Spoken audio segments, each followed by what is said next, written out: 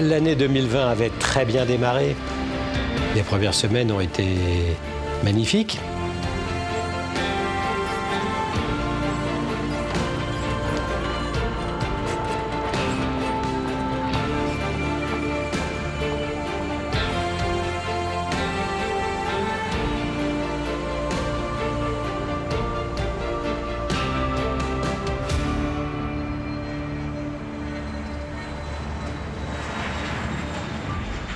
Et tout d'un coup, le ciel nous est tombé dessus. Now the virus has overwhelmed their health system and hundreds of people are dying every day. Hemos hecho todas las coordinaciones para poder enfrentar con éxito y poder proteger la salud de nuestros compatriotas. COVID-19 can be characterized as a pandemic. Dès demain midi, les frontières à l'entrée de l'Union européenne et de l'espace Schengen seront fermées. On le sentait venir, ce confinement, parce que nous avons des observatoires avancés, notamment en Asie, chez nous en particulier, du fait de nos aéroports au Cambodge, du fait de nos aéroports au Japon, qui nous ont précédés dans ces phases de confinement. Donc on sentait bien que ça allait venir. Ça n'empêche qu'on est toujours surpris le jour où ça arrive effectivement. Et donc nous y étions en partie prêts, mais il a fallu très vite mettre nos collaborateurs en sécurité, mettre nos chantiers en sécurité, ce qui ne se fait pas tout à fait facilement, s'occuper de continuer un niveau maximal de service sur nos concessions, également préparer la reprise de nos projets, parce qu'on savait bien que ce confinement finirait par s'arrêter, et puis s'occuper de nos clients, et puis enfin continuer à gagner des affaires, parce qu'il fallait bien continuer à se projeter dans l'après-crise. Donc on a été très mobilisés au début d'année parce que tout allait très bien, et à partir du 17 mars parce qu'il a fallu tout réinventer.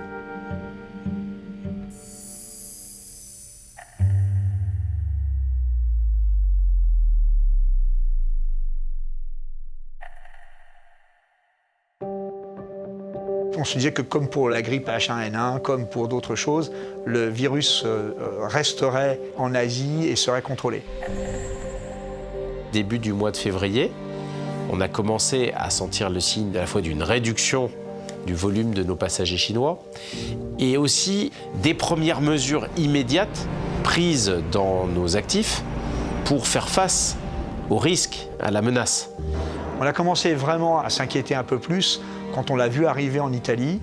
Et là, comme on a en plus, nous, les résidences seniors qui nous préoccupaient, là, on a commencé vraiment à se dire il peut y avoir un problème. On a rapidement mis en place une cellule de crise pour partager les informations et s'assurer que chacune de nos entreprises, chacun de nos pays était au courant de ce qui se passait et qu'on puisse rapidement diffuser les informations sur les consignes adoptées. Nous sommes manifestement en situation de crise, imprévue. Et en situation de crise, il est important de rester dans son rôle, c'est-à-dire de donner du sens, mais de ne pas reprendre la main. Ce qui est impressionnant, c'est la très forte adaptation des équipes, que ce soit par leur réactivité ou par leur mobilisation. Et c'est là que je pense qu'on a l'occasion de montrer qui on est. Je pense que nos entreprises ont montré ce qu'elles étaient, ont montré à la fois de la solidarité, de la résilience, de la réactivité, parce qu'il a fallu tout réinventer.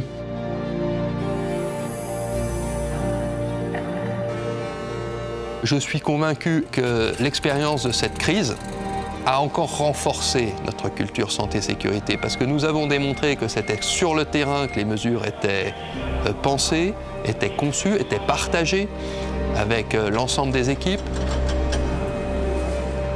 Nos équipements de protection individuelle sont une telle exigence non négociable que c'était assez aisé de faire passer tout le monde aux équipements de protection sanitaire et de généraliser les gestes barrières et l'ensemble des process de protection. On a su très rapidement partager les bonnes pratiques, partager ce qui se passait, partager comment se comporter, comment adopter les mesures qui n'étaient pas encore connues dans certains pays. en gardant l'objectif qui était de protéger nos collaborateurs, bien évidemment, mais surtout de servir nos clients et d'être utile à nos clients et aux économies et aux pays dans lesquels on fonctionne. Tout en restant bien évidemment solidaire, puisqu'on a vu très rapidement beaucoup de détresse, et donc de mobiliser toutes les énergies des uns et des autres pour rester exemplaires et à l'écoute de nos partenaires.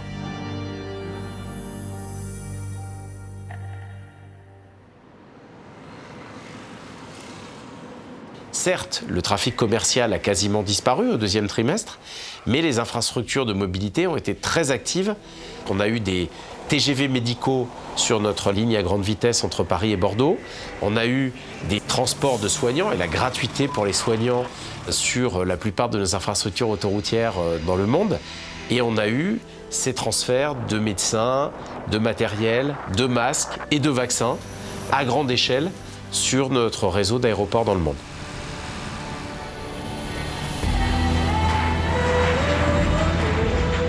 Je pense que nos collaborateurs ont un véritable sens du service.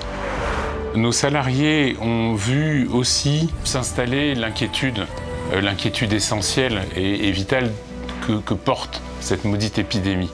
Et je pense que ça a généré des réflexes de solidarité.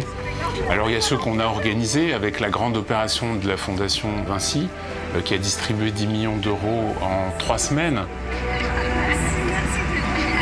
Et 5 camions avec notre partenaire.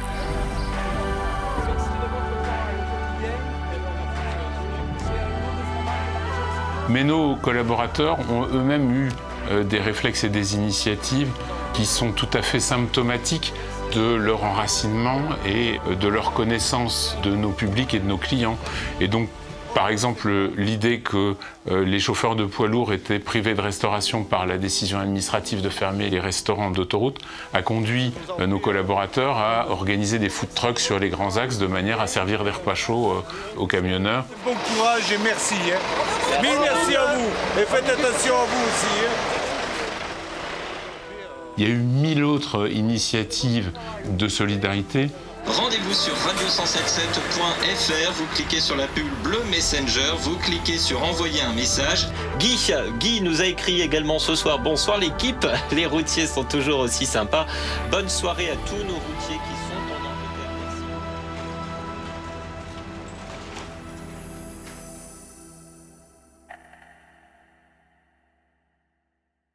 Cette crise a permis de montrer à nos clients que notre discours d'être partenaire dans la durée, il était réel.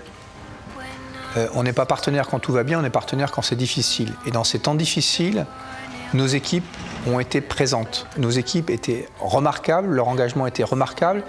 Et je sais que nos clients ont tous apprécié cette disponibilité, cette écoute, cet engagement.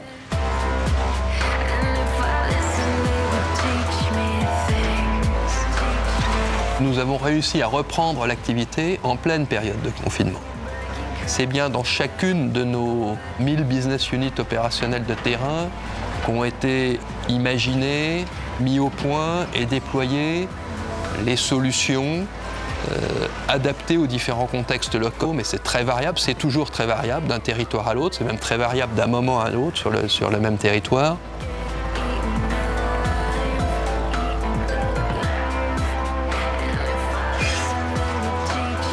Il a fallu apprendre à s'adapter et à vivre dans un contexte totalement incertain et totalement fluctuant. Et puis, il a fallu se souvenir, et ça chacun l'avait bien chevillé au corps, du principe de continuité du service public et de la nécessité de délivrer nos obligations contractuelles. La collectivité humaine des chantiers s'est mobilisée avec un désir de reprendre et un désir de redémarrer qui était sensible et qui était d'ailleurs très impressionnant. Ça a été un grand moment du mois d'avril que de mobiliser tout le monde pour que nos 107 chantiers repartent après avoir été arrêtés instantanément.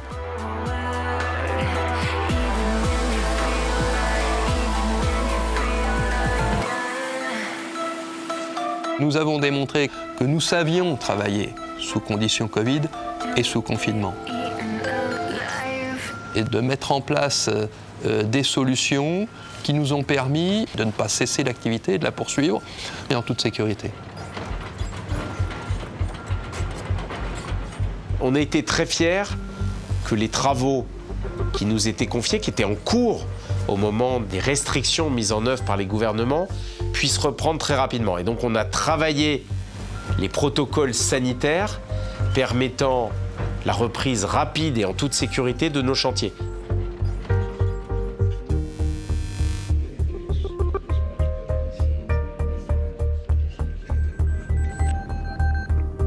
On a continué à faire ce qu'on savait, s'occuper de nos clients, mais on a aussi continué à acquérir et à accueillir des entreprises. Donc il y a eu 21 acquisitions qui ont été faites en 2020 pour 380 millions d'euros de chiffre d'affaires.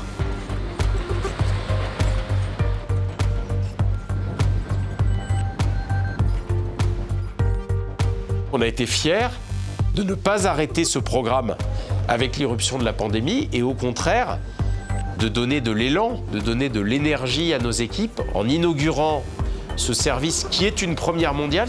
Et donc l'innovation, la qualité de service, plus que jamais, vont être primées, vont être reconnues.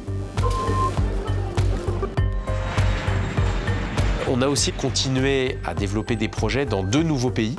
Vinci Highways va être partenaire, investisseur et exploitant d'une autoroute au Kenya, et c'est une grande fierté pour les équipes. Mais également le PPP de la D4 en République tchèque, c'est un nouveau pays européen. Et donc ne pas arrêter cette dynamique de projets qui se poursuivent dans les pays.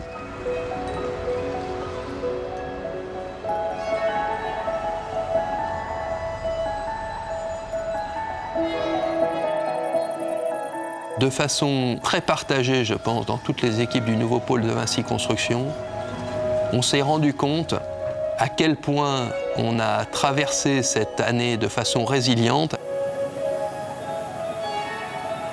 Malgré l'énorme ampleur de l'événement, aucune de nos concessions n'est et n'a été en péril parce qu'on s'en est occupé avec les autorités délégantes de nos pays, avec nos équipes, avec l'appui du siège et avec le contact avec nos prêteurs pour assurer toujours la viabilité à long terme de nos projets. Je crois que notre résilience, elle est le fruit de notre modèle d'affaires qui est fait de cet équilibre subtil entre le temps court et le temps long, avec la bonne surprise de constater à travers cette crise que c'est plutôt le temps court qui s'est révélé plus résilient que le temps long, alors que nous sortions d'une longue période au cours de laquelle c'était plutôt le temps long qui assurait notre résilience. Donc le fait d'avoir nos 2 jambes nous confère, je pense, une très grande résilience.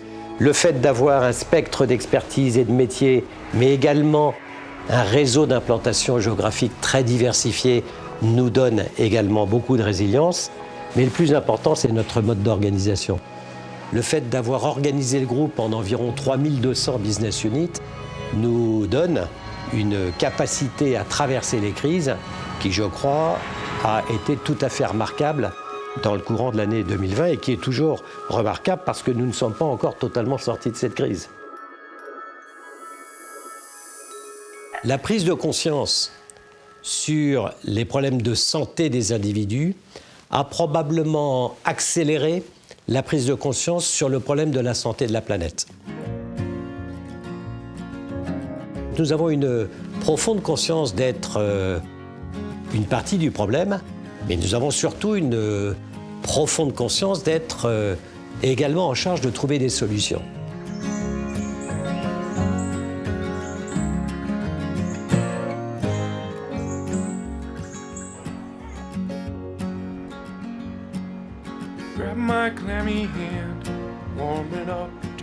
Notre mission, c'est quoi? C'est de rendre possible la ville de demain. C'est-à-dire, c'est de faire en sorte que la ville soit plus vivable grâce à ce qu'on y apporte, grâce aux quartiers qu'on reconstruit, grâce aux immeubles qu'on reconstruit. La difficulté qu'on peut rencontrer, c'est de laisser l'environnement seul. Il faut aussi garder tout l'aspect sociétal. La réflexion sur les logements bon marché, il faut aussi garder la réflexion sur le fait d'avoir des commerces, de l'activité. Cette année 2020 nous a permis de franchir une étape dans les consciences.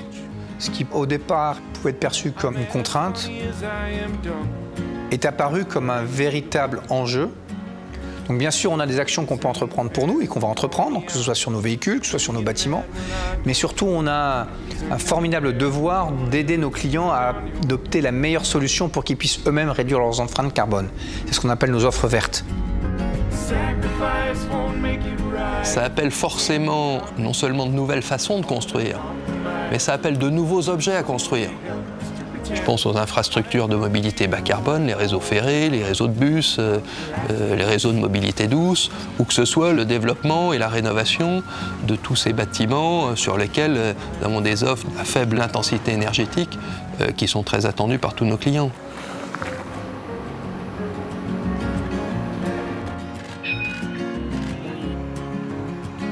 Nous sommes fortement engagés à travers notre marque Granula Plus, qui réunit plus de 100 sites, plus de 100 plateformes en France, qui est un véritable axe stratégique du développement de l'entreprise.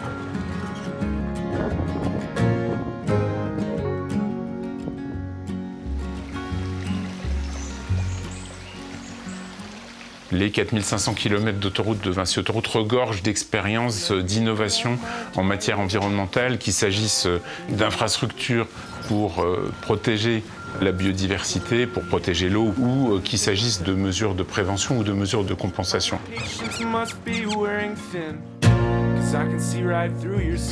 Décarboner la route, c'est aussi s'occuper de densifier les usages. La route, c'est un réseau. On n'est pas obligé de rouler tout seul dans sa voiture, on peut rouler à plusieurs, c'est tout ce que nous faisons pour encourager le covoiturage. Et puis on peut surtout, sur cette infrastructure, développer des modes collectifs en développant des bus et en favorisant l'intermodalité. Donc tout ça sont les sujets par lesquels on peut décarboner la route et sur lesquels il y a un vrai potentiel de transformation de l'infrastructure. La planète, il n'y en a qu'une, et donc nous arriverons à contribuer à la lutte contre les transformations climatiques par la conviction et la mobilisation de tous. Les États, les gouvernements, les ONG, les entreprises, les salariés. On doit être à la pointe des solutions de mobilité positive, de mobilité décarbonée. Et de ce côté-là, notre capacité de temps long, investir dans l'hydrogène, investir dans l'électrique, donner l'exemple par nos flottes de véhicules, donner l'exemple par notre discours, donner l'exemple par les objectifs qu'on se donne, me paraît plus convaincant que de reculer et de sortir de cette activité.